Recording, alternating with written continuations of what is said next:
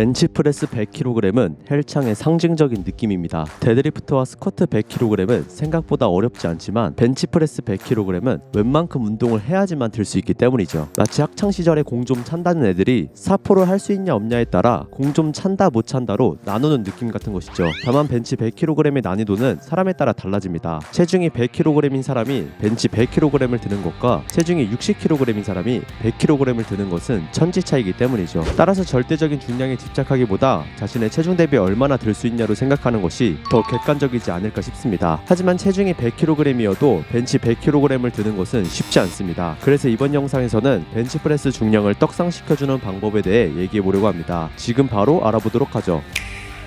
일단 벤치프레스 100kg을 뚫기 위해서는 정확한 자세로 하는 것이 중요합니다. 다치면 강제로 쉬게 되고 부상 이후에는 대부분 포기하게 되기 때문이죠. 벤치프레스 자세는 3단계로 나눠 설명할 수 있습니다. 1단계 손의 너비. 손의 너비에 따라 활성화되는 근육이 달라집니다. 좁을수록 삼두근이 활성화되고 넓어질수록 가슴 근육이 활성화되죠. 다만 너무 넓어지면 가동 범위가 줄어들고 어깨 부상 위험성이 높아지게 됩니다. 그럼 손의 너비는 어느 정도로 벌리는 것이 적당할까요? 먼저 팔꿈치가 90도가 되도록 굽혀주세요. 그 후 엄지손가락이 젖꼭지와 일직선이 되도록 팔꿈치를 몸쪽으로 가져와 줍니다. 딱 이 자세가 가슴 근육을 최대로 활성화하는 손의 너비입니다. 2단계 안정화. 동작 중 안정성을 유지하기 위해서는 먼저 다리를 활용할 줄 알아야 됩니다. 땅바닥에 단단히 고정 후 바깥으로 밀어준다는 느낌으로 하체를 활성화해주세요. 그 다음 바벨을 약간 구부린다는 느낌으로 잡고 들면 자연스럽게 광배근이 활성화돼서 전체적으로 텐션이 잡혀 안정성이 향상됩니다. 이 과정에서 흔히 말하는 아치가 만들어집니다. 억지로 허리를 들어 아치를 만들면 허리에 부하가 쏠려 허리 통증으로 이어지게 됩니다. 안정화 과정에서 자연스러운 아치가 만들어지도록 해주세요. 3단계 바벨의 경로.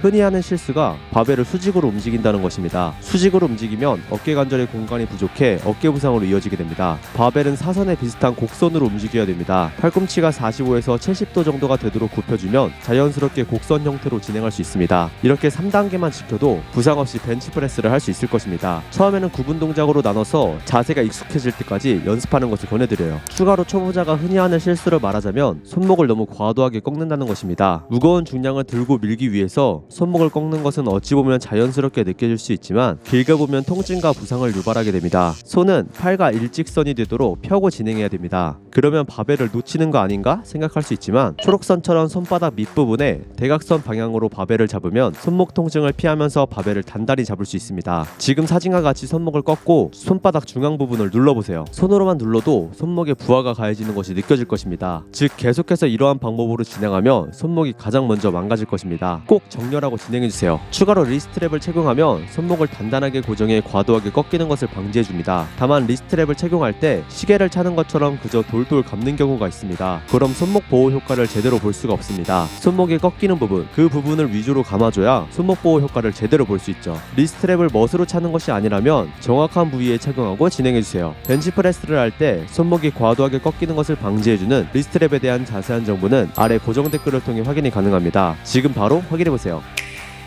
벤치프레스를 잘하기 위해서는 벤치프레스만 열심히 하면 될 것 같지만 그런 몸 밸런스가 무너져 오히려 악효과가 날 수 있습니다. 가슴 근육과 반대되는 근육인 등 근육도 밸런스 있게 발달돼야 벤치프레스에 도움이 됩니다. 추가로 가슴 근육뿐만 아니라 삼두근도 사용되기 때문에 클로즈 그립 벤치프레스와 같은 운동을 진행하면 벤치 중량을 올리는 데 도움이 될 것입니다.